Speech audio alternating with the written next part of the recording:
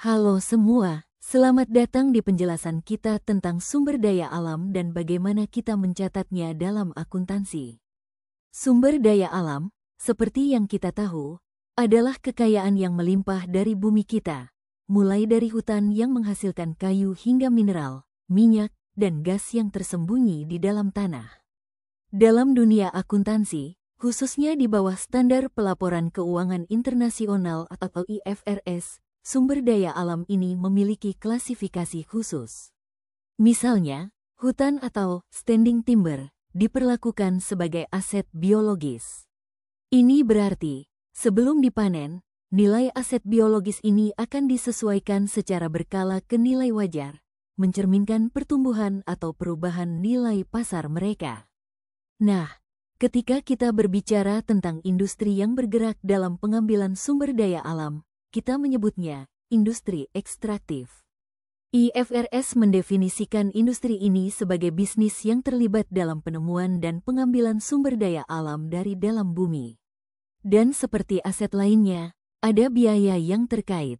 Biaya di sini adalah harga yang harus dikeluarkan untuk memperoleh sumber daya tersebut dan mempersiapkannya untuk digunakan sesuai tujuan. Sekarang mari kita bahas konsep penting yang disebut depresi. Jika kita memiliki aset tetap seperti mesin, kita mengenal istilah depresiasi. Nah, depresi ini adalah analognya untuk sumber daya alam. Ini adalah alokasi biaya sumber daya ke beban secara rasional dan sistematis sepanjang umur manfaat sumber daya tersebut. Cara paling umum untuk menghitung depresi adalah dengan metode Units of Activity, yang berarti depresi dihitung berdasarkan jumlah unit sumber daya yang berhasil diekstraksi.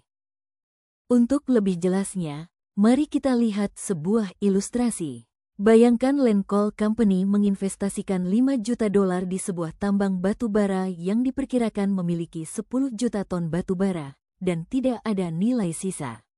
Di tahun pertama, Land berhasil mengekstrak dan menjual 800.000 ton batu bara. Bagaimana Land menghitung beban depresinya? Pertama, mereka menghitung biaya depresi per ton. $5 juta dibagi 10 juta ton, hasilnya adalah 50 sen per ton. Kemudian, untuk mendapatkan beban depresi tahunan, mereka mengalikan 50 sen dengan 800.000 ton yang diekstraksi, sehingga total beban depresi adalah $400.000. Dan inilah jurnal entry-nya. Kita akan mendebet akun depletion expense sebesar $400.000 dan mengkredit accumulated depletion atau akumulasi depresi juga sebesar $400.000. Akumulasi depresi ini mirip dengan akumulasi depresiasi yang merupakan akun kontra aset.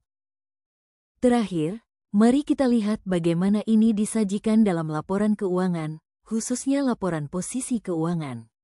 Anda akan melihat tambang batu bara sebesar $5 juta dan di bawahnya dikurangi akumulasi depresi sebesar $400.000. Jadi, nilai bersih tambang batu bara setelah depresi adalah $4,6 juta. Penting juga untuk diingat bahwa sumber daya yang sudah diekstraksi tetapi belum dijual akan dilaporkan sebagai persediaan di bagian aset lancar. Demikian penjelasan singkat kita tentang sumber daya alam dan konsep depresi dalam akuntansi. Semoga bermanfaat. Terima kasih telah menonton.